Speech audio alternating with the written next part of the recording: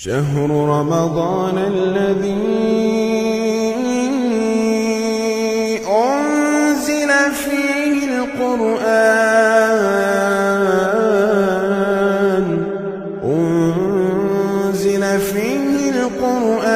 هدى للناس وبينات من الهدى والفرقان۔ قرآن حکیم کے 24ویں پارے کا تفسیری خلاصہ پیش کیا جا رہا ہے۔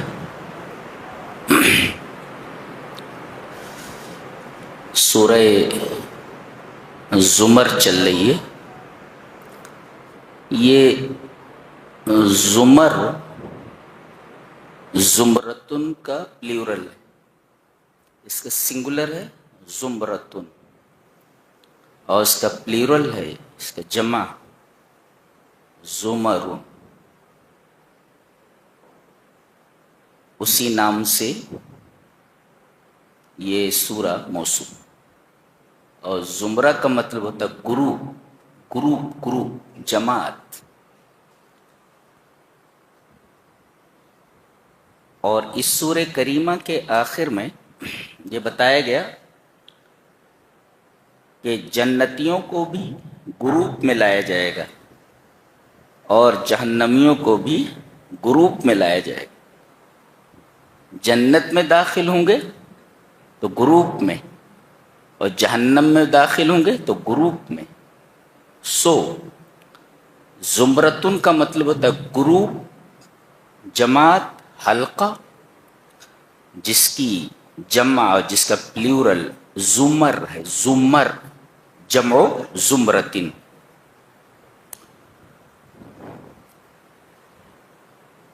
اس کی ابتدا اس آیت کریمہ سے ہو رہی ہے۔ تنزیل الکتاب من اللہ العزیز الحکیم۔ یہ کتاب منزل من اللہ ہے، منزل من اللہ۔ اور تنزیل کا مطلب ہوتا ہے کہ کسی چیز کا اوپر سے نیچے آنا۔ پتہ یہ چلا کہ جہاں سے یہ قرآن حکیم آ رہا ہے، لوح محفوظ سے، لوح محفوظ جانب علو میں ہے، جہت علو میں، بلندی کے ڈائریکشن میں۔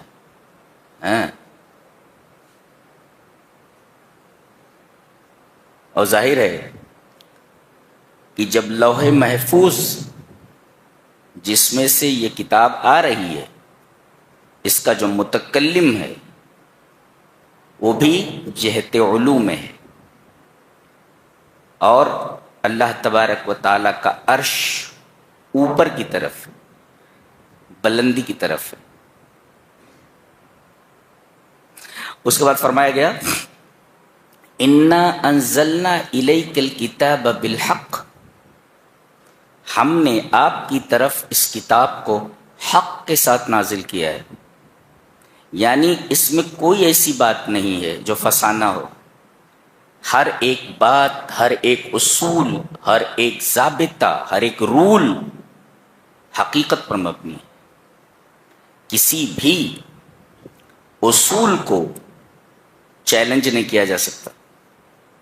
فَاعْبُدِ اللَّهَ، تو تم اللہ ہی کی عبادت کرو، مخلصاً لہ الدین، مخلصاً لہ الدین، اللہ کی عبادت کرو، دین اس کے لیے خالص کرتے ہو۔ خالص کسے کہتے ہیں؟ اخلاص الشیء۔ ما معنی اخلاص الشیء؟ اخلاص الشیء کا مطلب ہوتا ہے تنقیتہ من الشوائب، خرابیوں سے اس کو صاف کرنا۔ جی، اس کو کہتے ہیں۔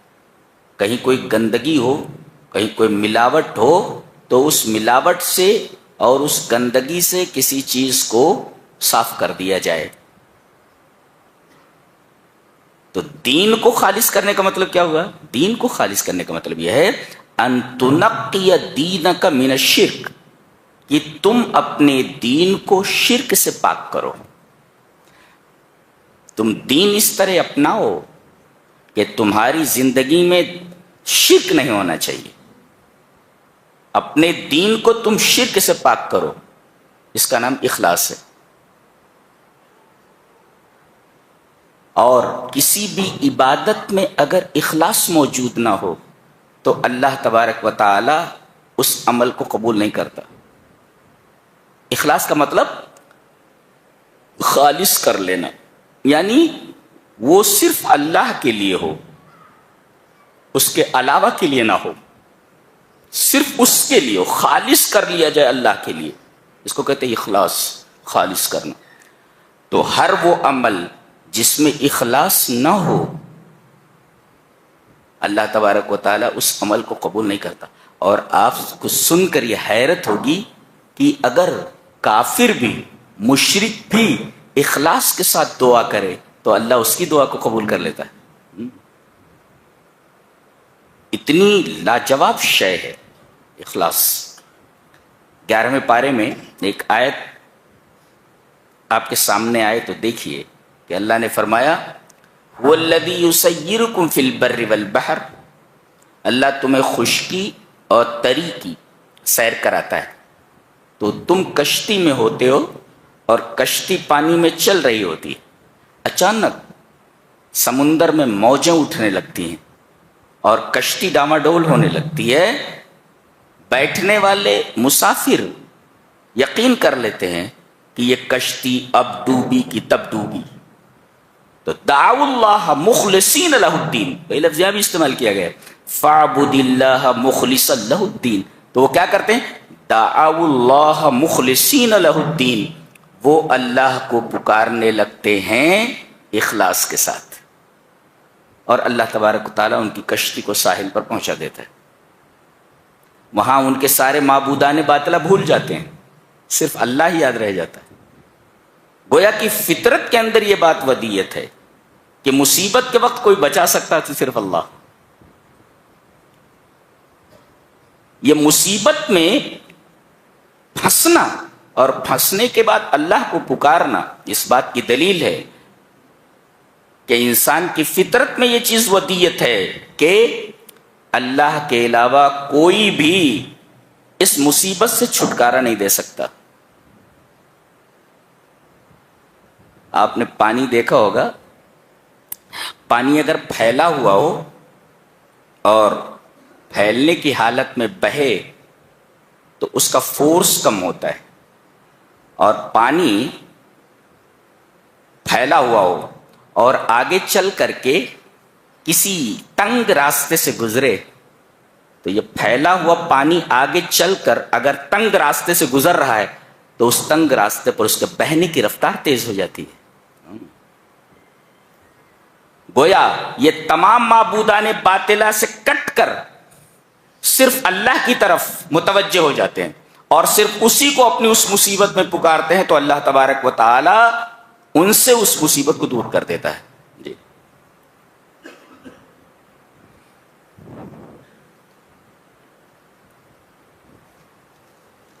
اس کے بعد فرمایا گیا کہ جانتے ہو کہ تم پیدا کیسے ہوئے ہو، کس طرح ہم نے تم کو پیدا کیا ہے۔ یخلقکم فی بطون امہاتکم خلقا من بعد خلق فی ظلمات ثلاث، اللہ تم کو خلق کرتا ہے، پیدا کرتا ہے تمہاری ماؤں کے پیٹوں میں، خلقا من بعد خلق اے طورا بعد طور، ایک حالت سے دوسرے حالت کی طرف منتقل کر کے 3 تاریکیوں میں۔ اللہ، جہاں تمہیں بنایا جاتا ہے، جو بننے کی جگہ ہے تمہاری، وہاں 3 تاریکیاں، 3 اندھیرے ہیں۔ ایک ہے ڈارکنیس آف اوم، یعنی رحم کی جو تاریکی ہے وہ، پھر اس کے بعد ڈارکنیس آف پلیسنٹا، پھر وہ جو کھیڑی جو ہوتی ہے پلیسنٹا یعنی مشیما، اس کی تاریکی، اور پھر اس کے بعد ڈارکنیس آف اسٹمک یعنی پیٹ کی تاریکی۔ تو 3 تاریکیاں، ڈارکنیس آف اوم رحم مادر کی تاریکی، اور ڈارکنیس آف پلیسنٹا مشیما کی تاریکی، اور پھر ڈارکنیس آف اسٹمک پیٹ کی تاریکی۔ اس کو اس طرح سمجھیں کہ ایک بڑا غبارہ ہے، اس بڑے غبارے میں ایک چھوٹا غبارہ ہے. تو یہ جو بڑا غبارہ ہے یہ پلیسنٹا ہے جی،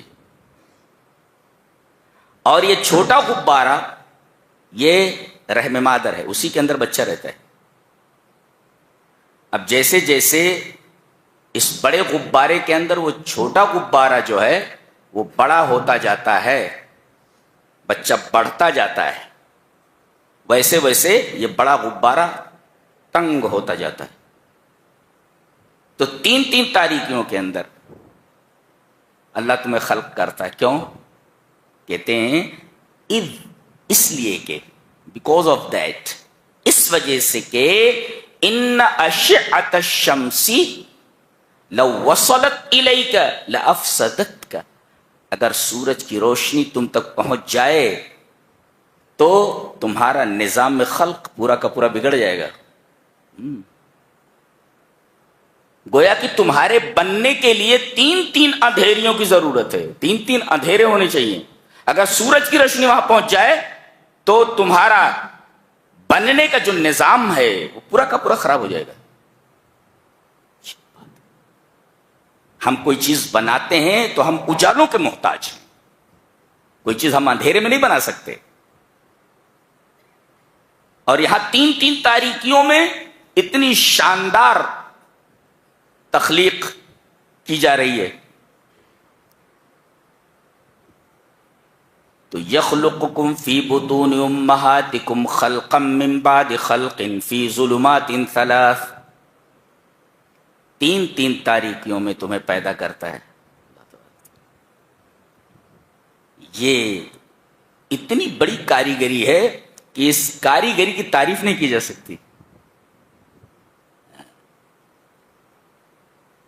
اور پانی رہتا ہے اس میں، اسی پانی کے اندر وہ تیرتا رہتا ہے ایسے.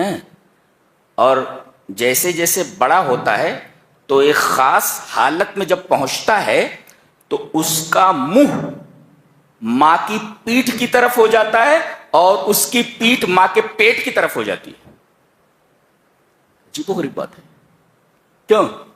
اس لیے کہ کام کرتے ہوئے زیادہ تر عورت کا اگلا حصہ متاثر ہوتا ہے. تو اللہ تبارک و تعالیٰ نے پیٹ کی طرف اس کا منہ ہی نہیں رکھا ہے کہ منہ کے اوپر ضرب پڑے، بلکہ ماں کی طرف اس کی پیٹھ رکھی ہے اور پیٹھ کی طرف اس کا چہرہ رکھا ہے. عجیب و غریب بات. اور جب گھومتا رہتا ہے وہ پیدائش کے وقت، جب پیدائش کا وقت آتا ہے تو اللہ تبارک تعالیٰ اس کے سر کو نیچے کی طرف کر دیتا اور پیر کو اوپر کی طرف کر دیتا. اس طرح پیدا ہونے میں آسانی ہوتی ہے، ورنہ اگر پیر پہلے نکلے تو پھر اس میں بہت بڑا خطرہ ہے. تو اللہ تبارک تعالیٰ اس کے سر کو نیچے کی طرف کر دیتا ہے. دیکھ رہے ہیں تخلیق کا انداز. وہاں نہ ماں کا گزر ہے، نہ باپ کا گزر ہے، نہ کسی ڈاکٹر کا گزر ہے. پوری تخلیق رب کائنات کی نگرانی میں ہوتی ہے، بناتا ہے. اور جب تک تم باہر نہیں آتے، غذا کے لائق ہوتے ہو، تو ایک نلی تمہارے اس پیٹ کے حصے سے منسلک کر دی جاتی ہے، خاص حصے سے، اور تم کو غذا ملتی رہتی ہے. اور عجیب بات ہے، پیٹ کے اندر ہے تو ایک راستے سے غذا مل رہی ہے، باہر آتا ہے تو اس راستے کو کاٹ دیا جاتا ہے. اللہ فرماتا ہے ایک راستہ رزق کا کٹا تو ہم نے ماں کے سینے میں دو راستے تمہارے رزق کے لیے پیدا کر دیے ہیں. ایک راستہ کٹا تو دو راستے ہم نے رزق کے پیدا کر دیے، اور یہ دو راستے بند ہو جائیں 2 سال کے بعد تو پھر 4 راستے ہیں، 2 ہاتھ 2 پیر. یخلقکم فی بطون امہاتکم خلقا من بعد خلق فی ظلمات 3 ان 3 ڈارکنیسز، 3 تاریکیوں میں ہم تمہیں بناتے ہیں. ہماری کاریگری ہے یہ. ذالکم اللہ ربکم، اور اللہ ہی تمہارا رب ہے. رب مانے پرورش کرنے والا. وہاں پوری پرورش اللہ ہی کر رہا ہے. اور جب باہر آتے ہو, چلنے کے قابل ہو جاتے ہو, تو پھر کہتے ہو کہ ہماری دکان ہمیں رزق دیتی ہے, ہمارا دھندا ہمیں رزق دیتا ہے, ہماری نوکری ہمیں رزق دیتی ہے. وہاں رزق دینے والا کون تھا؟ تم اس قدر احسان فراموش ہو سکتے ہو؟ تم اتنے احسان فراموش کیسے ہو سکتے ہو؟ اللہ تبارک تعالیٰ کو کیسے بھول سکتے ہو؟ تم اپنے رب کو تم کیسے بھول سکتے ہو؟ ربوبیت کی ساری کار فرمائیاں رحم کے اندر ہو رہی ہیں. اسی وجہ سے کہا گیا ذالکم اللہ ربکم, یہ تمہارا رب ہے, یہ پال رہا ہے تم کو. لہ الملک, اسی کی بادشاہت ہے. لا الہ الا ہو, اس کے علاوہ کوئی معبود نہیں. اب ربوبیت سے الوہیت پر استدلال کیا گیا کہ پالنے والا یعنی رب جب ایک ہی ہے تو عبادت کے لائق بھی ایک ہی ہونا چاہیے. اسی وجہ سے ربوبیت کا حوالہ دینے کے بعد الوہیت کا حوالہ دیا گیا کہ جب وہی رب ہے تو الہ بھی وہی ہے. اس کے علاوہ کوئی پالنے والا نہیں, تمہیں بنانے والا نہیں, تمہیں خلق کرنے والا نہیں, تو اس کے علاوہ کوئی عبادت کے لائق بھی نہیں ہے. لہذا کہا گیا ذالکم اللہ ربکم لہ الملک لا الہ الا ہو. اور اس کے بعد کہا گیا فَأَنَّا تُشْرَفُونَ, فَأَنَّا تُصْرَفُونَ, کہاں پھرے جا رہے ہو, کہاں بھٹک رہے ہو, بھٹکتے کہاں جا رہے ہو؟ یہ سمجھ میں نہیں آ رہا ہے.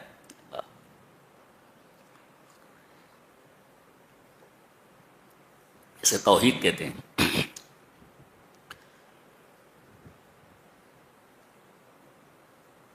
آگے فرمایا گیا قل ان الخاسرین الذین خسروا انفسهم واہلیہم یوم القیامہ. کتنی عجیب بات کہی جا رہی. اور آخر میں کہا گیا الا ذلک هو الخسران المبین, یہ کھلا ہوا گھاٹا ہے. کھلا ہوا گھاٹا ہے. کھلا ہوا گھاٹا کا مطلب آنکھوں سے دکھائی دے رہا ہے کہ گھاٹا ہے. یہ مبین مانے کھلا ہوا, واضح. کیا کھلا ہوا گھاٹا ہے؟ گھاٹا یہ ہے کہ تم ہمیشہ جہنم میں رہو گے. یہ تمہاری ذات کا نقصان ہوا. قل ان الخاسرین الذین خسروا انفسهم, انہوں نے اپنے آپ کا گھاٹا کر لیا. اپنے آپ کو گھاٹے میں ڈالنے کا کیا مطلب؟ بتخلید النار, جہنم میں ہمیشہ رہنے کے لیے. اب آدمی ہمیشہ جہنم کے لیے چلا گیا, جہنم میں چلا گیا, تو یہ ہوا خود اپنے آپ کا گھاٹا, اپنے آپ کا, اپنے نفس کا. وہی کہا گیا خسروا انفسهم, اپنے آپ کو گھاٹے میں ڈال دیا اس نے. کھلا ہوا گھاٹا ہے, جہنم میں چلا گیا, اب کبھی نکلے گا نہیں. تو یہ اپنے آپ کا گھاٹا ہوا جسے خسروا انفسهم سے واضح کیا گیا.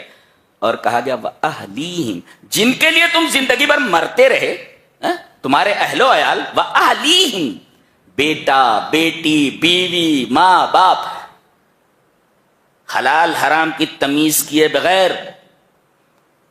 اللہ سے رشتہ منقطع کرتے ہوئے منمانی زندگی تم دنیا میں گزارتے رہے, اور جن کے لیے سب کچھ کرتے رہے.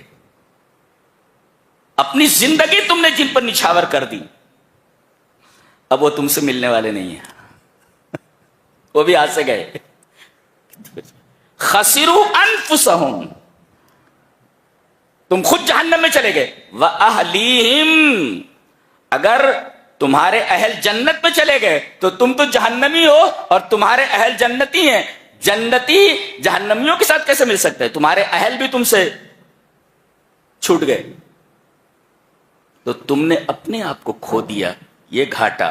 اور تم نے اپنے آپ کو کھونے کے ساتھ ساتھ جن کے ساتھ تم نے زندگی بھر وفا کی ان کو بھی تم نے کھو دیا, وہ بھی اب تمہیں ملنے والے نہیں ہیں. بیوی دیکھے گی قیامت کے میدان میں کہ شوہر وہ دیکھو نظر آ رہا ہے, بھاگے گی کہ کہیں آ کر کے یہ نہ کہہ دے کہ زندگی بھر میری بات مانتے رہے ہو, ذرا ایک نیکی دے دو، شوہر بھاگ جائے گا. شوہر بیوی کو ایک نیکی دینے کے لیے تیار نہیں ہوگا اور بیوی شوہر کو ایک نیکی دینے کے لیے تیار نہیں ہوگی.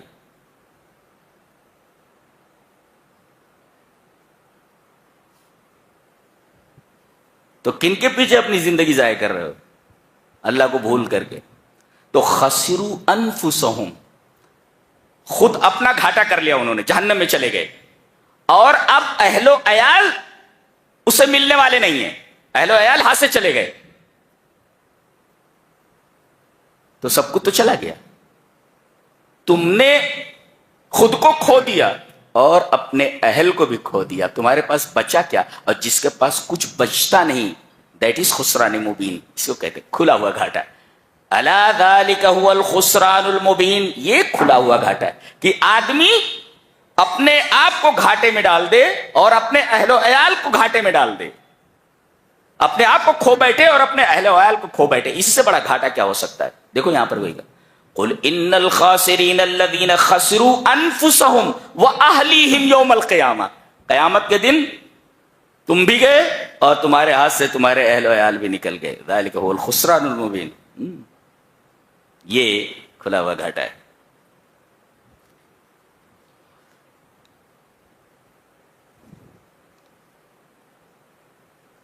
آگے ایک بہت ہی حسین بات کہی جا رہی ہے، متوجہ ہیں؟ افمن شرح اللہ صدرہ للاسلام فہو علی نور من ربہ. اللہ اس کے سینے کو اسلام کے لیے کھول دیتا ہے تو وہ آدمی اپنے رب کے جانب سے، اپنے رب کی جانب سے نور پر ہے. کیا مطلب ہے اس کا؟ نبی کریم صلی اللہ علیہ وسلم نے ایک دفعہ ارشاد فرمایا کہ اللہ تبارک و تعالی جس کے سینے کو کھولتا ہے تو یقذفہ نور، تو اس کے دل میں ایک نور ڈال دیتا ہے. جی بھائی، کوئی چیز ہے، تنگ ہے، تنگ ہے. اب اللہ تبارک و تعالیٰ اسلام کے لیے اس کے سینوں کو کھولنا چاہتا ہے، بند ہے اسے، اب کھولنا چاہتا ہے تو اس کے اندر نور ڈال دیتا ہے، روشنی ڈال دیتا ہے. اب روشنی ڈالنے کی وجہ سے اس کا سینہ کشادہ ہو جاتا ہے. جی، ینفسح، کشادہ، ینشرح وینفسح، اس کا سینہ کشادہ ہو جاتا ہے اس نور کے داخل ہونے کی وجہ سے، اور اس کا سینہ کشادہ ہو جاتا ہے. صحابہ کرام نے پوچھا کہ اے اللہ کے رسول، اس کی کوئی علامت ہے جس کے ذریعے یہ جان لیا جائے کہ اس کا سینہ کھل گیا ہے اور اللہ نے اس کے سینے میں نور داخل کر دیا ہے جس کی وجہ سے اس کا سینہ کھل گیا ہے؟ تو اس کی کوئی علامت ہے؟ علامت ہے کوئی جس سے پہچانا جائے کہ اس کا سینہ کھل گیا ہے اور اس کے سینے میں اللہ نے نور ڈال دیا ہے؟ کہا کہ تین چیزیں ہیں، تین چیزیں دیکھو تو سمجھ جاؤ کہ اللہ نے اس کا سینہ کھول دیا ہے نور داخل کرنے کی وجہ سے. کیا؟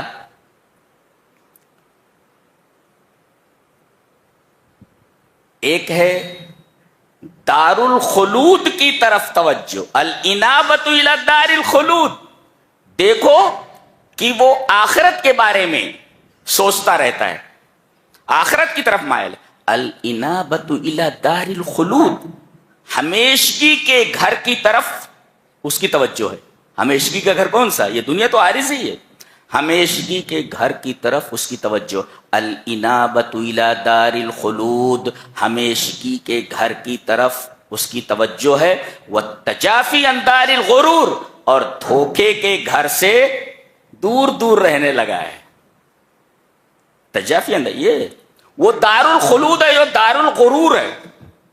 نبی نے فرمایا وہ ہمیشگی کا گھر ہے اور یہ دھوکے کا گھر ہے. یہ تو ہمیشگی کے گھر کی طرف مائل ہو جائے اور اس دھوکے کے گھر سے دور ہونے لگے، اس سے تعلق کم ہو جائے اور اس سے تعلق زیادہ ہو جائے، اور والاستعداد للموت قبل نزولہ، اور موت کے آنے سے پہلے موت کے لیے تیاری کرتا رہے.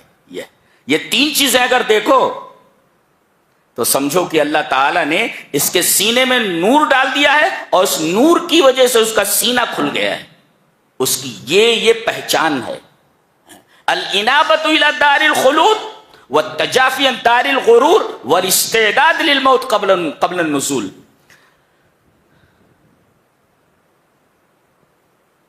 کبھی توفیق ہوئی کہ قبرستان چلے جاؤ اور تھوڑی دیر بیٹھو وہاں، دنیا سے چھٹی ملے تب نا. تم تو دار الغرور میں گھسے ہوئے ہو. کبھی توفیق ہوتی ہے کہ قبرستان میں جا کر تھوڑی دیر بیٹھو کہ یہیں ایک دن آنا ہے اور یہیں سے ہمیشگی کا سفر شروع ہونے والا ہے. یہ عارضی زندگی کی شام ہوئی اور اب یہیں سے ابدی زندگی کی ابتدا ہونے والی ہے. کبھی گئے وہاں دیکھنے کے لیے؟ بیٹھتے ہو کبھی؟ جاؤ تھوڑی دیر بیٹھو، رو وہاں. یہیں زمین انتظار کر رہی ہے ہماری، کہیں ہماری جگہ ہے وہیں. اور موت کا کیا ہے؟ وہ تو نہ بچے کو دیکھتی ہے، نہ بوڑھے کو دیکھتی ہے، نہ نوجوان کو دیکھتی ہے، کسی کو دیکھتی نہیں. جس کا پروانہ وہاں سے نکل گیا فوراً روح نکال لیتا ہے ملک الموت. تمہاری جگہ تو وہ ہے. تو افمن شرح اللہ صدرہ للاسلام فہو علی نور من ربی، جس کا سینہ اللہ کھولنا چاہتا ہے اس کے دل میں نور ڈال دیتا ہے. علامت کیا ہے؟ الانابۃ الی دار الخلود والتجافی عن دار الغرور واستعداد للموت قبل النزول.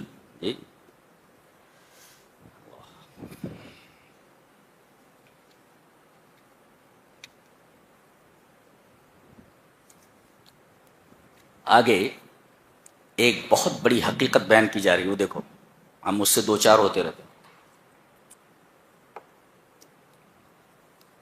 فرمایا گیا اللہ یتوفی الانفس حین موتها واللتی لم تمت فی منامها فیمسک التی قضى علیها الموت ویرسل الاخرى الى اجل مسمى ان فی ذلک لآیات لقوم یتفکرون. فرمایا گیا کہ اللہ تعالی دو وقت آدمی کی روح کو نکال لیتا ہے. ایک تو نیند کے وقت. نیند یہ وفات صغرا ہے. ہاں، نیند کے وقت اللہ تبارک و تعالی انسان کی روح کو نکال لیتا ہے. اور ابھی چونکہ ایک متعینہ مدت تک دنیا میں اسے رہنا ہے، لہذا نکالنے کے بعد اس کو واپس کر دیتا ہے. جی، یہ ہے قبض، نکالنا، توفی. اور ایک ہے ارسال، چھوڑ دینا. یہ نکالا اور نکالنے کے بعد چھوڑ دیا. وہی کہا گیا اللہ نفسوں کو وفات دیتا ہے ان کی موت کے وقت. واللتی لم تمت فی منامها، اور ان کو جو اپنی نیند میں ہیں، مرے نہیں ہیں. فیمسک التی قضى علیہ الموت، جن کے اوپر موت کا فیصلہ ہو گیا ہے، روح نکالنے کے بعد اس کو واپس نہیں کیا جاتا. اور ابھی جس کی موت نہیں آنی ہے، نیند میں روح نکالنے کے بعد اسے چھوڑ دیا جاتا ہے. سمجھ میں آیا؟ تو نیند ہے وفات صغرا اور موت ہے وفات کبرا. وفات صغرا میں چھوٹی موت کے اندر، نیند کے اندر روح کو نکالنے کے بعد دوبارہ واپس کر دیا جاتا ہے تاکہ وہ اپنی دنیاوی زندگی کی معین مدت کو پورا کرے. اور جس کی موت کا فیصلہ کر لیا گیا تو اب وہ نکالنے کے بعد پھر اس روح کو واپس نہیں کیا جاتا. یہ حقیقت بیان کی. سوال یہ ہے کہ روح جب نکلتی ہے نیند میں تو آدمی مر کیوں نہیں جاتا؟ مرتا کیوں نہیں؟ ہوش و حواس تو رہتا نہیں. اتنا تو ہے کہ لا یدرک ولا یعقل، وہ ادراک نہیں کر سکتا کسی چیز کا اور نہ کوئی چیز سمجھ سکتا ہے. اس کے بعد شعور نہیں رہتا، بالکل لاش کی طرح پڑا رہتا ہے. لاش کی طرح پڑا ہے، لیکن سانس آ رہی ہے، جا رہی ہے، کروٹیں بدلتا رہتا ہے، تو روح نکلی ہے تو پھر اس کے اندر یہ حرکتیں کیسی ہیں؟ اس کا علماء نے جواب دیا ہے کہ روح نکلنے کے بعد ایک خاص رابطہ بدن کے ساتھ رکھتی ہے. جیسے موبائل کا جو ٹاور ہوتا ہے نا، وہ آپ کے سم سے رابطہ رکھتا ہے، برابر سم سے رابطہ رکھتا ہے. سم نکال دیا جائے رابطہ کٹ جاتا ہے، ختم ہو جاتا ہے. سم سے رابطہ رہتا ہے باقاعدہ، ٹاور سے. جی ایسے ہی. اب وہ رابطہ دکھائی دیتا ہے؟ نہیں دکھائی دیتا. ایسے ہی روح نکالنے کے بعد روح کا رابطہ برقرار رہتا ہے جسم کے ساتھ. جیسے سورج کی روشنی کا رابطہ زمین سے ہوتا ہے. سورج کہاں ہے؟ اس کی روشنی کا رابطہ زمین کے ساتھ ہوتا ہے. ایسے نیند میں روح کے نکلنے کے بعد روح بدن سے اپنا رابطہ رکھتی ہے. کیسے رکھتی ہے؟ سر من اسرار اللہ. یہ ایک مسٹری ہے، ایک راز ہے اللہ کے رازوں میں سے. یہ رابطہ کس طریقے کا ہے ہم نہیں جان سکتے، اللہ ہی کو معلوم کہ نیند میں روح نکلنے کے بعد رابطہ کیسے بدن کے ساتھ رکھتی ہے. یہ ایک سر ہے، ایک مسٹری ہے، ایک راز ہے. لا یعلمہ الا اللہ، اللہ کے علاوہ اسے کوئی نہیں جانتا. اور اس کے بعد جس کے بارے میں موت کا فیصلہ ہو چکا ہے وہیں اس کو روک لیا جاتا ہے، واپس نہیں کیا جاتا. آدمی گیا.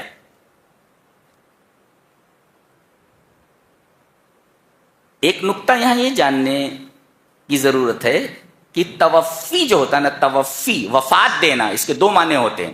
ایک تو وفات کا اطلاق نیند کے اوپر ہوتا ہے ایک، اور وفات کا ایک اطلاق ہوتا ہے موت کے اوپر. تو گویا کہ توفی عام ہے. توفی اور وفات کا اطلاق نیند کے اوپر بھی ہوتا ہے، اور توفی اور وفات کا اطلاق موت کے اوپر بھی ہوتا ہے. نیند کے اندر وفات صغرا میں بدن سے روح کا تعلق جزوی طور پر کٹ جاتا ہے، اور موت میں کلی طور پر کٹ جاتا ہے. اتنا سمجھے، یہ فرق ہے نیند میں اور موت میں. بدن سے روح کا تعلق نیند میں جزوی طور پر کٹ جاتا ہے، اور موت میں روح کا بدن سے تعلق کلی طور پر ختم ہو جاتا ہے. ھذا الفرق بین الوفات والموت، اور ھذا الفرق بین النوم والموت. اچھا ایک سوال اور کر لیں. روح مرتی ہے؟ جس کو نکالا جا رہا ہے روح، جس کی حقیقت اللہ کے علاوہ کوئی نہیں جانتا. آپ سے سوال بھی کیا گیا 15ویں پارے کے اندر، میں نے بتایا کہ وہ آپ سے سوال کرتے ہیں کہ روح کیا ہے. یسألونک عن الروح، یہ روح کیا ہے؟ جواب دیا گیا قل الروح من امر ربی. اس کی وضاحت نہیں کی گئی، تمہاری سمجھ سے پرے ہے، تمہیں علم بہت تھوڑا دیا گیا ہے. تو یہ روح مرتی ہے. علامہ ابن تیمیہ رحمہ اللہ، علامہ ابن عثیمین اور بڑے بڑے علماء یہ کہتے ہیں کہ ارواح مرتی نہیں ہیں، اس لیے کہ الارواح خلقت للبقاء لا للفناء.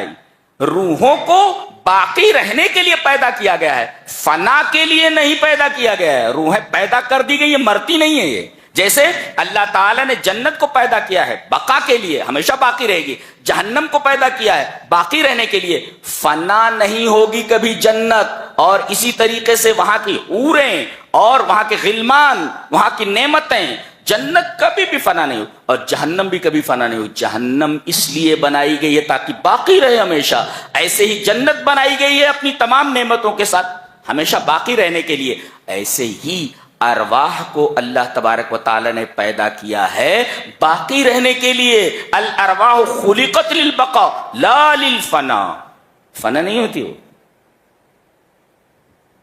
یہ سب راز ہے، یہ راز ہے سب. قرآن حکیم نے جتنا بتا دیا بس وہیں پر رک جاؤ. تو اللہ یتوفی الانفس حین موتها والتي لم تمت في منامها فيمسك التي قضى عليها الموت ويرسل الأخرى إلى أجل مسمى إن في ذلك لآيات لقوم يتفكرون. اس میں بڑی بڑی نشانیاں ہیں ان لوگوں کے لیے جو ہماری نشانیوں پر غور کرتے ہیں. آگے علامہ ابن تیمیہ ہوں یا کوئی بھی بڑا عالم ہو، ہر ایک یہ کہتا ہے، اور خاص طور سے حضرت عبداللہ ابن مسعود رضی اللہ تعالیٰ عنہ ایک صحابی ہیں، وہ کہتے ہیں پورے قرآن میں سب سے امید افزا، امید دلانے والی آیت یہی ہے جو اب آ رہی ہے. جو پہلے پڑھتے ہیں پھر اس تشریح کرتے ہیں. سب سے ارجا آیت، قل یا عبادی الذین اسرفوا علی انفسہم لا تقنطوا من رحمت اللہ ان اللہ یغفر الذنوب جمیعا انہ هو الغفور الرحیم. ابن مسعود فرماتے ہیں یہ قرآن حکیم کی ارجا آیت ہے، یعنی گنہگاروں کو امید دلانے والی اور سب سے امید افزا آیت یہی ہے. گنہگاروں کو اطمینان ہو جائے. اب جب گنہگاروں کو اطمینان ہو جائے، اس سے پتہ چلتا ہے کہ آیت کریمہ بہت ہی بہترین ہے اور سچ مچ امید افزا ہے. چلیے ایک ایک لفظ کی تشریح کرتے ہیں. قل، اللہ اپنے نبی سے کہتا ہے آپ کہہ دیں. کن سے؟ یعنی یہ قضیہ، یہ بات اور یہ اعلان آپ میرے گنہگار بندوں سے کر دیجئے. آپ کہیے. ایک تو نبی سے کہا جا رہا ہے کہ آپ یہ بات پہنچا دیں میرے گنہگار بندوں تک. اچھا، قل کا مطلب یہ ہوا آپ کہیے. پھر اس کے بعد کہا گیا یا، جب کسی کو پکارا جاتا ہے تو ھذا نداء للتحبب، یہ پسندیدگی کی پکار ہے. میں آپ کو پکاروں او بھائی ایسا پکاروں، تو یا جو ہے نداء للتحبب، یہ محبوبیت کی پکار ہے کہ آپ کو پکارا جا رہا ہے، پکارنے والے کی نگاہ میں آپ اچھے ہیں، پسندیدہ ہیں، تبھی تو پکار رہا ہے. یا کا مطلب یہ وہ کہاں جا رہا ہے، کدھر جا رہے ہو، ادھر آؤ، میری طرف آؤ. اتنی عجیب و غریب بات ہے، رب تعالیٰ کسی کو پکارے کہ کدھر جا رہے ہو، ادھر آؤ. جس راستے پہ تم جا رہے ہو وہ راستہ صحیح نہیں ہے، ادھر آؤ میری طرف. رب اگر کسی کو پکارے آواز دے کر، آواز دے رہا ہو کدھر جا رہے ہو، کتنی حیرت انگیز بات ہے. پیار کرتا ہے، محبت کرتا ہے، تبھی تو پکار رہا ہے کہ اس طرف نہیں جانا ہے تمہیں، ادھر آؤ، ادھر آ جاؤ. یا اے، تو دو لفظوں کا معنی ہوا قل اور یا. اس کے بعد کہا گیا عبادی، میرے بندو. ایک ہے عباد اور ایک ہے عبید. جہاں عبد کی جمع عباد آئے وہاں للتکریم، اور جہاں عبد کی جمع عبید آئے وہاں للتہدید. یعنی جہاں عبد کی جمع عباد لائی جائے تو وہاں عزت افزائی کے لیے ہے، اور جب عبد کی جمع عبید لائی جائے تو وہاں پر دھمکی کے لیے ہے، ڈرانے کے لیے.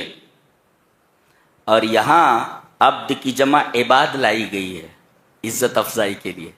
اللہ عباد کہہ کر کے یہ بتایا جا رہا ہے کہ ہم تمہاری عزت افزائی کرنا چاہتے ہیں، تمہاری تکریم کرنا چاہتے ہیں. یہ لفظ عباد سے مستفاد ہوا. اور یہی نہیں کہا عباد، عبادی، میرے بندو. اچھی بات ہے، میرے بندو. کہتے ہیں ابا نے کہا ہے نا، میرے ابا نے کہا ہے. دونوں میں فرق ہے کہ نہیں ہے؟ عبادی میں اپنائیت ہے، میرے ابا نے کہا ہے، میرے ابا میں اپنائیت جھلکتی ہے.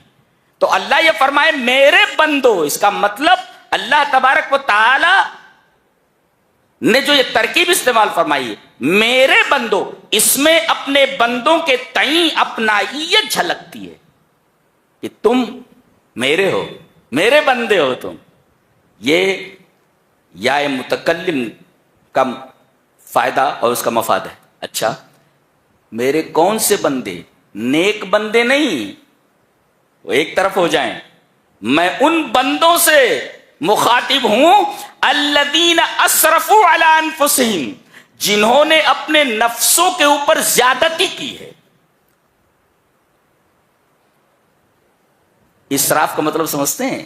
اسراف کبھی متعدی ہوتا ہے فی کے ساتھ یا عربی میں، اور کبھی ہوتا ہے الا کے ساتھ۔ دیکھو یہاں الا ہے، اسرفوا علی انفسہم، الا کا مطلب پر، جیسے القوب علی المنزدہ، یہ جو ہے گلاس یہ میز پر ہے جی، علی المنزدہ، یہ تو کیسے ایسے پر ہے، تو گویا کہ کوئی چیز کسی پر ہے۔ اب یہ جو گناہ ہے، یہ گناہ ہے کس کے اوپر ہے؟ اس بینچ کے اوپر، یہ ٹیبل کے اوپر ہے۔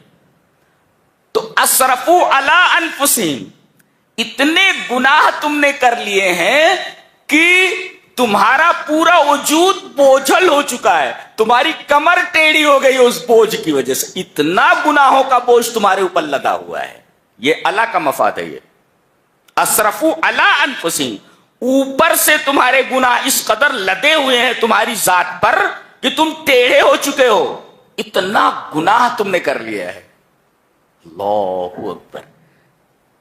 اے میرے وہ بندو جنہوں نے کراسڈ آل دا لمٹس، گناہوں کی تمام لمٹ کراس کر دی ہیں، میں ان بندوں سے مخاطب ہوں۔ اسرفوا علی انفسہم، جنہوں نے اپنے وجود کے اوپر، اپنی ذات کے اوپر اتنے گناہ لاد لیے ہیں کہ اس گناہ کی وجہ سے، لادنے کی وجہ سے ان کا وجود جھکا پڑ رہا ہے، بوجھل ہو گیا ان کا وجود۔ میں اپنے ان بندوں سے مخاطب ہوں، کیا؟ لا تقنطوا من رحمت اللہ، اللہ کی رحمت سے مایوس مت ہو۔ یہاں ہم ٹھہریں گے۔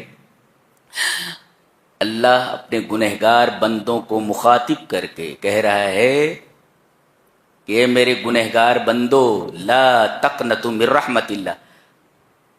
قنوت کسے کہتے ہیں؟ قنوت، قاف نون واو توئے، قنوت۔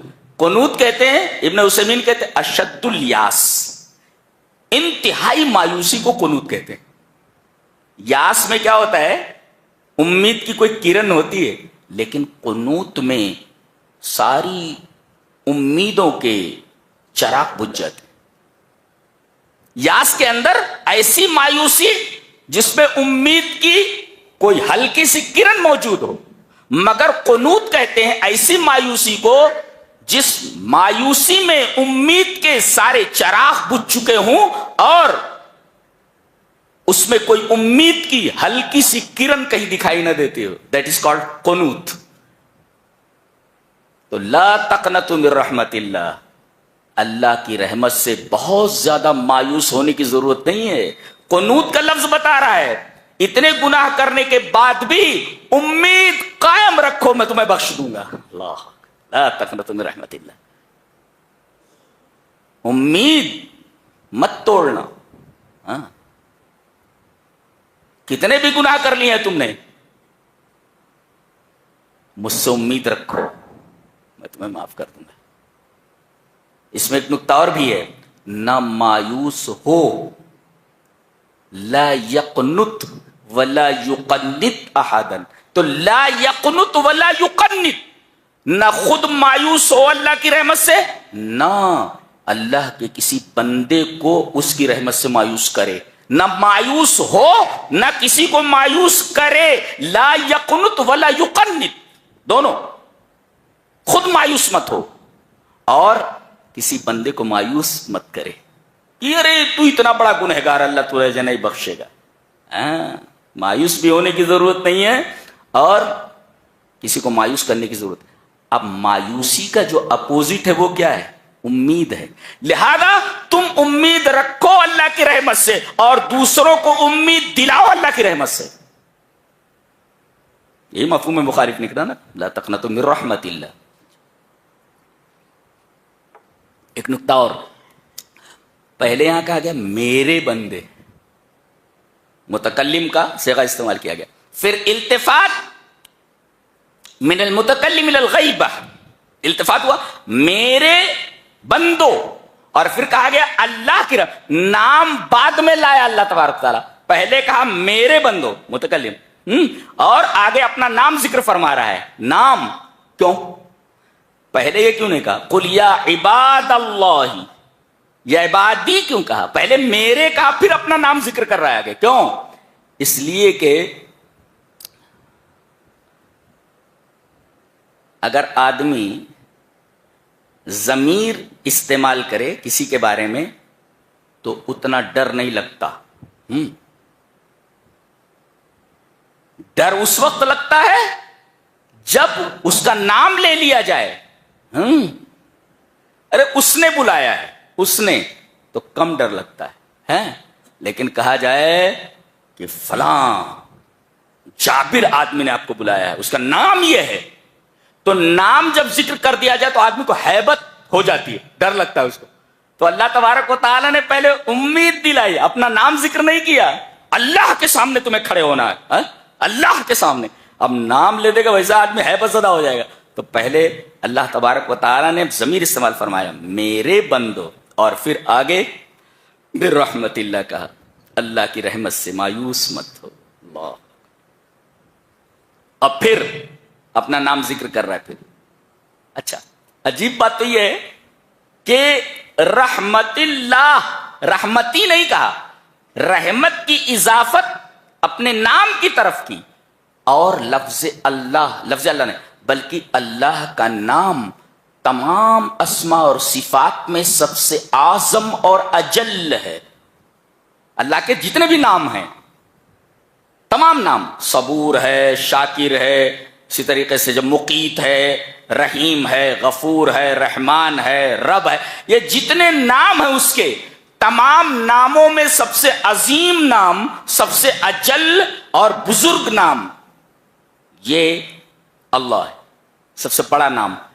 تو جب رحمت کی اضافت سب سے بڑے اسم کے ساتھ کی گئی، پتہ یہ چلا کہ اللہ کی سب سے بڑی رحمت گنہگاروں کے منتظر ہے.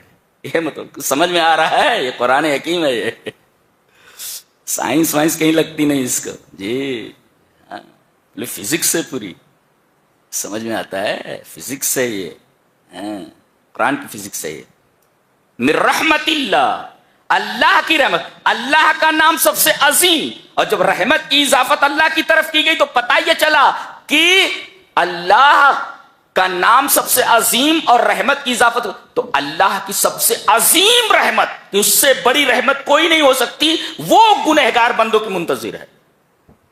کیا بات. اور پھر اس کے بعد فرمایا ان اللہ، ان ویسے بھی شیورلی، یقیناً اس میں کسی بات کا کوئی شک نہیں ہے، ان اللہ یغفر الذنوب جمیعا، دے گا بے شک اللہ بخش دے گا الذنوب، ذنب ہے اس کا سنگولر اور ذنوب ہے اس کا پلیورل.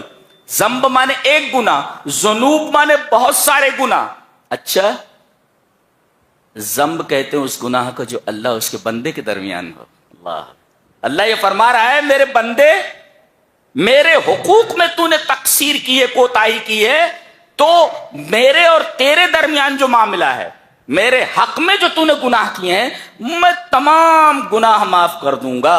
الذنوب صغیرہا و کبیرہا و خطیرہا و حقیرہا، چھوٹے گناہ معاف کر دوں گا، بڑے گناہ معاف کر دوں گا، خطرناک گناہ معاف کر دوں گا، اور ہلکے گناہ معاف کر دوں گا. سب صغیرہا و کبیرہا و خطیرہا و حقیرہا، سارے گناہوں کو معاف کر دوں گا. الذنوب، تمام گناہوں کو معاف کر دوں گا میں. اللہ. کچھ گناہ بچ جائیں گے جنہیں اللہ معاف نہیں کرے گا. آگے کہا گیا جمیعاً، جمیعاً means all of them، جمیعاً مانے all، کچھ گناہ بچیں گے نہیں، جمیعاً تمام گناہوں کو معاف کر دے. اللہ. کیوں؟ انہ هو الغفور الرحیم، اس لیے کہ وہی غفور الرحیم ہے. غفور ہے، بخشنے والا ہے. کیوں؟ اس لیے کہ رحم کرنے والا ہے، اور رحم کرنے والا کیوں ہے؟ اس لیے کہ بخشنے والا ہے. یہ انہ هو الغفور الرحیم، بخشتا ہے کیوں؟ اس لیے کہ رحیم ہے. اور رحم کیوں کرتا ہے؟ اس لیے کہ غفور ہے. یہ ہے قرآن حکیم کا انداز بیان، اس قدر حسین انداز ہے. یہاں اللہ تبارک و تعالی نے اپنے گنہگار بندوں کو یہ بتایا ہے کہ کتنے بھی گناہ کر لو، مہما عظمت ذنوبکم، تمہارے گناہ کتنے ہی بڑے کیوں نہ ہو جائیں، تمہیں اجازت نہیں ہے کہ تم اللہ تبارک و تعالیٰ کی رحمت سے مایوس ہو. اگر کوئی یہ کہے کہ میرے گناہ اتنے بڑے ہیں کہ اللہ مجھے معاف نہیں کرے گا، وہ اللہ تبارک و تعالیٰ کی رحمت عامہ کی توہین کرتا ہے کہ میرے گناہ اللہ کی رحمت سے بڑے ہیں. ایسا کوئی بول سکتا ہے؟ کوئی چیز اللہ کی رحمت سے بڑی ہو سکتی ہے؟ سوال پیدا نہیں ہوتا. یہ بہت ہی پیاری اور بڑی ہی حسین آیت تھی. ارجا آیتن فی کتاب اللہ. اب اس پر آپ جتنا رونا چاہیں رو لیں، اور رب تعالی سے جس قدر محبت کرنا چاہے آپ محبت کر سکتے. اگر وہ ہمارے گناہوں کے باوجود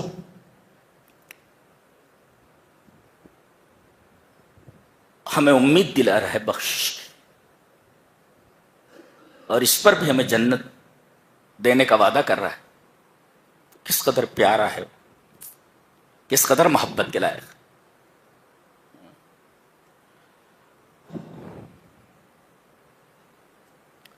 اسی کو ناراض کیا ہوا ہے ہم، اور پوری دنیا کو ہم نے خوش کیا ہوا ہے. مشہور واقعہ ہے کوئی کہ بادشاہ نے اپنی تمام لونڈیوں سے کہا کہ تمہیں یہاں آ کر جو مانگنا ہو مانگ لو. تمام لونڈیاں آ گئیں. ایک لونڈی نے کہا مجھے یہ چاہیے، دوسری لونڈی نے کہا مجھے یہ چاہیے، تیسری نے کہا کہ مجھے ہیرے جواہرات چاہیے. جس لونڈی نے جو مانگا سب ان کے مطالبے پوری کر کے انہیں رخصت کر دیا گیا. ایک بچ گئی تھی. کہا کہ تم نے کچھ مانگا نہیں، تمہیں کیا چاہیے؟ تو اس نے بادشاہ کے اوپر ہی ہاتھ رکھ دیا کہ مجھے آپ چاہیے، آپ چاہیے. اب جب بادشاہ مل گیا تو اسے کس چیز کی ضرورت ہے؟ تو تم نے تو پوری دنیا کو خوش کر رکھا ہے اور اللہ کو ناراض کر رکھا ہے. اللہ کے ہو جاؤ، پوری دنیا تمہاری ہو جاتی ہے، پوری دنیا تمہاری ہو جاتی ہے. آج پوری دنیا کے اندر مسلمان اسی وجہ سے پریشان ہیں کہ وہ ساری چیزوں سے محبت کرتے ہیں سوائے اللہ کے. ساری مصیبتوں کی جڑ یہی ہے، ہماری بربادی کی جڑ یہی، ہماری ذلت اور ہماری پستی کی واحد وجہ یہی ہے، واحد سبب یہی ہے. سبحان اللہ و بحمدہ.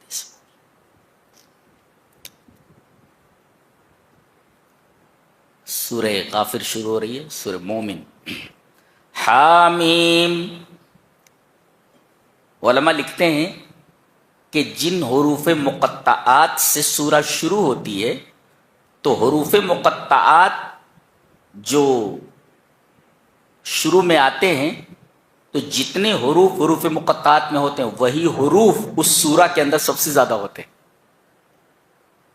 جیسے حامیم تو ہے اور میم ہے. آپ گن لو جتنے بھی الفابیٹ ہیں، حروف ہجا جتنے ہیں عربی کے، گنو گے تو سب سے زیادہ اس سورہ کریمہ میں ہے اور میم ہی دکھیں گے. سب سے زیادہ یہی ہیں. اور پتہ نہیں کیا راز ہے اس میں، اللہ ہی کو معلوم. اب دیکھو، تنزیل الکتاب من اللہ العزیز العلیم غافر الذنب وقابل التوب الشدید العقاب ذی الطول لا الہ الا ہو الیہ المصیر. پہلے کیا کہا؟ گناہوں کا بخشنے والا. دوسرے مطلب ہے وقابل التوب، توبہ کو قبول کرنے والا. شدید العقاب، زبردست پکڑ رکھنے والا. ذی الطول، اور صاحب فضل، بہت زیادہ وسعت والا. اس طرح ہونا چاہیے تھا کہ جب بندہ توبہ کرتا ہے تو اللہ اس کی توبہ کو قبول کرتا ہے اور توبہ کے قبول کرنے کے بعد اسے بخش دیتا ہے. یہ ترتیب ہے. بندہ توبہ کرتا ہے، ایک اللہ توبہ کو قبول کرتا ہے، توبہ کو قبول کرتے ہی اللہ اسے بخش دیتا ہے. تیسرے نمبر پہ آتا ہے کیا؟ بخش دینا. یہاں دیکھو پہلے غافر الذنب وقابل التوب، ترتیب الٹ دی گئی ہے یہ بتانے کے لیے کہ اللہ تبارک و تعالیٰ کی رحمت اس کے غضب کے اوپر حاوی ہے. یہ قرآن حکیم کا انداز بیان ہے. غافر الذنب وقابل التوب، جبکہ کیا کہنا چاہیے تھا؟ بندہ توبہ کرتا ہے، اللہ توبہ کو قبول کرتا ہے، توبہ قبول کرتا ہے تو بخش دیتا ہے. یہاں کہا گیا اللہ بخشنے والا ہے. چلیے جناب، پہلے بخشش آ گئی اور قابل التوب توبہ کو قبول کرنے والا ہے بعد میں آیا. اور شدید العقاب، پہلے گناہوں کی بخشش کی بات کہی گئی، پھر یہ کہا گیا کہ توبہ کو قبول کرنا. اس کے تیسرے نمبر پہ آیا سخت پکڑ کرنے والا ہے. سخت پکڑنے کا معاملہ تیسرے نمبر پہ آیا ہے.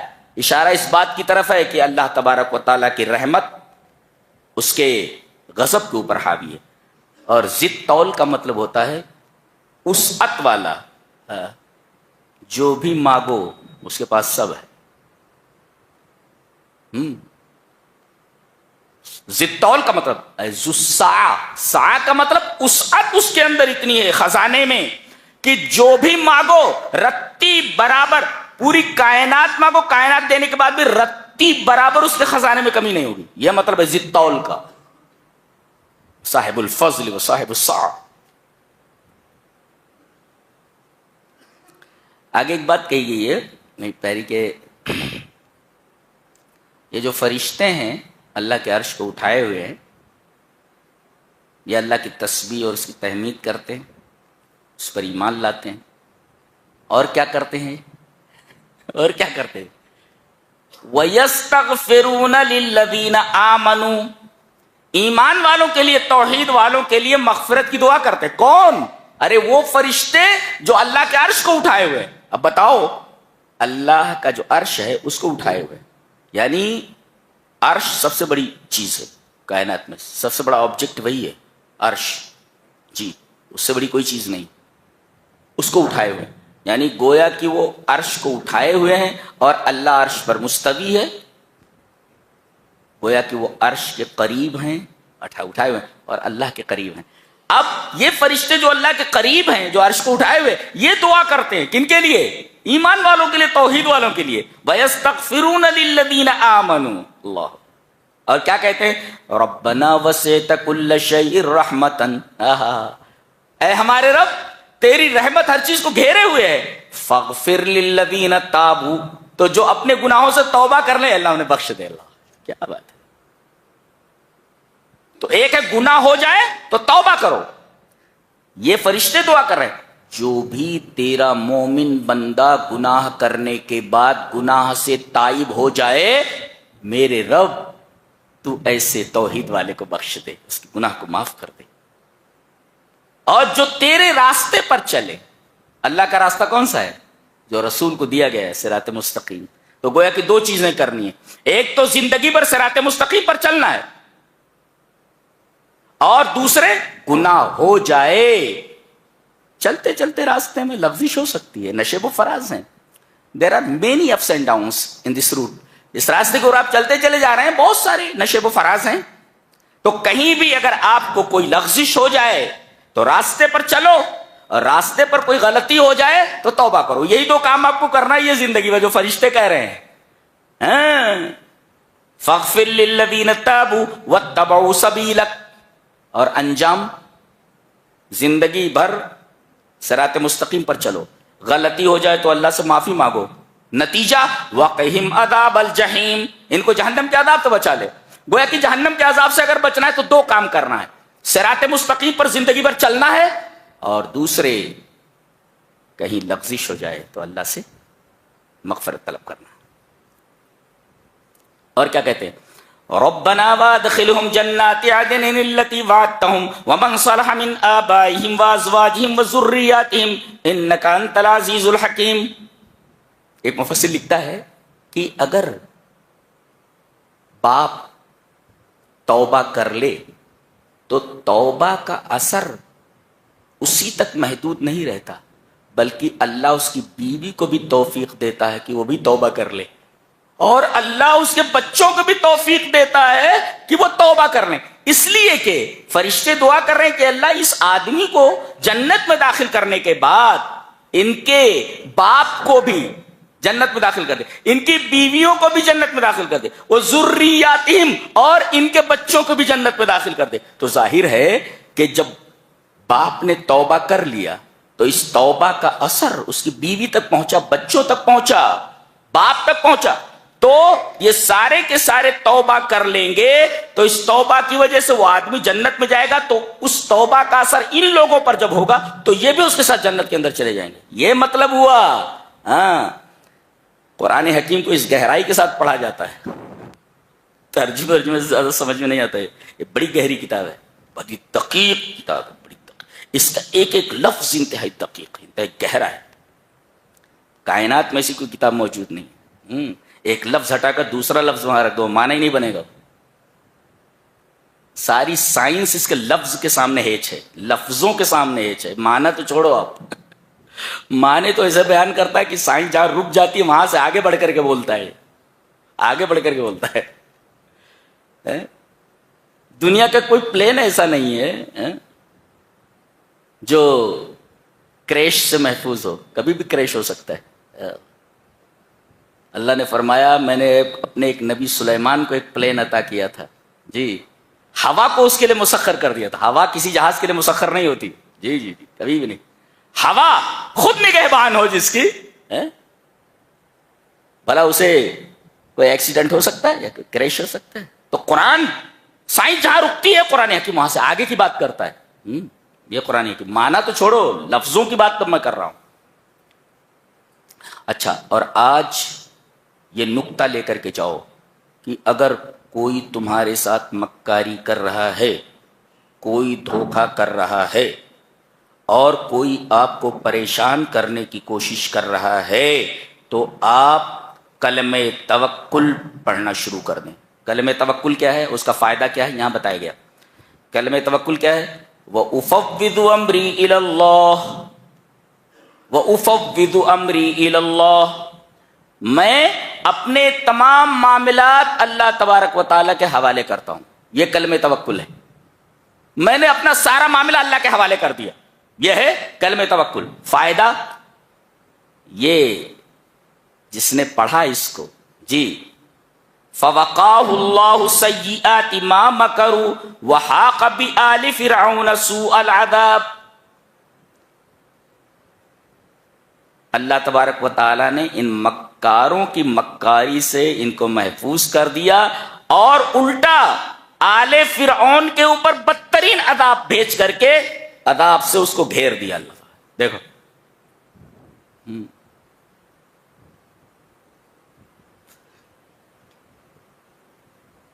یہ کون آدمی ہے؟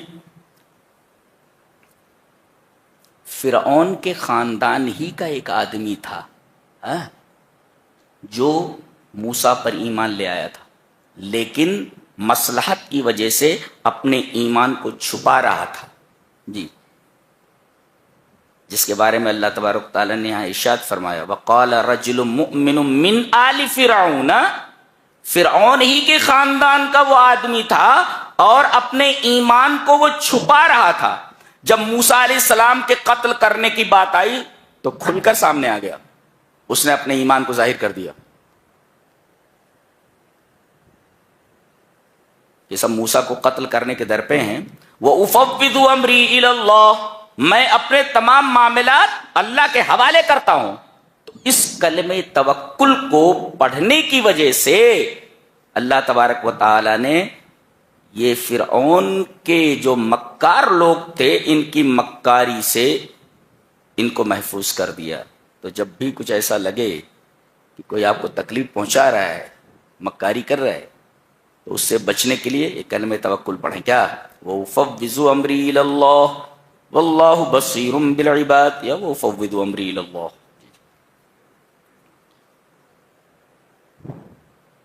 یہاں سورہ حمیم سجدہ کے اندر ایک قوم کا تذکرہ کیا جا رہا ہے، قوم عاد کا.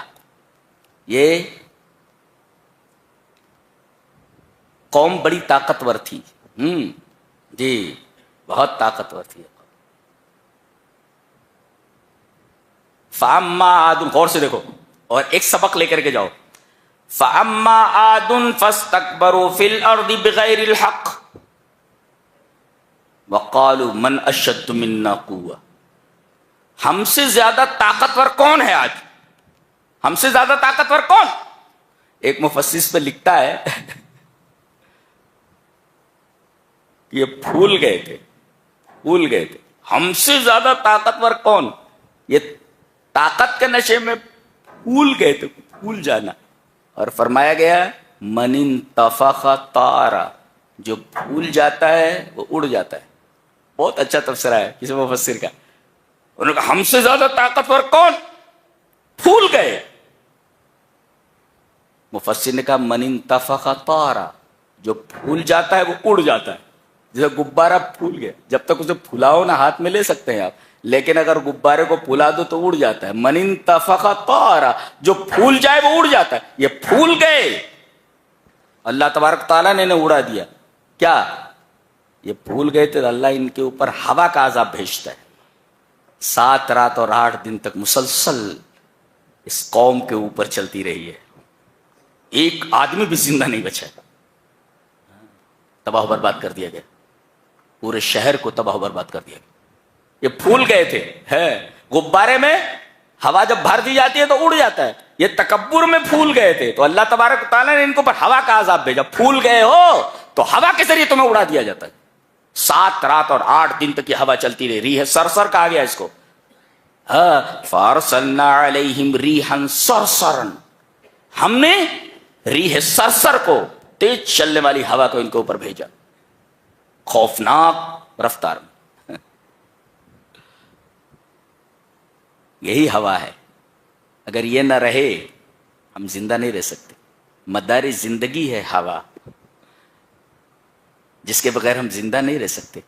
لیکن ایک قوم نے شرارت کی تو اسی چیز کو جو مدار زندگی ہے سبب موت بنا دیا گیا ہے. ہوا وہی ہے. رب تعالیٰ نے صرف اتنا کہا کہ اپنی اسپیڈ بڑھا دے. یہ ہے اللہ تبارک و تعالیٰ نعمت کو زحمت میں تبدیل کر دیتا ہے جب آدمی اپنی من مانی کرنے لگتا ہے. یہ رہا 24ویں پارے کا خلاصہ. اللہ ہمیں نیک عمل اور اچھی سمجھ کی توفیق عطا فرمائے. وآخر دعوانا الحمد للہ رب العالمین.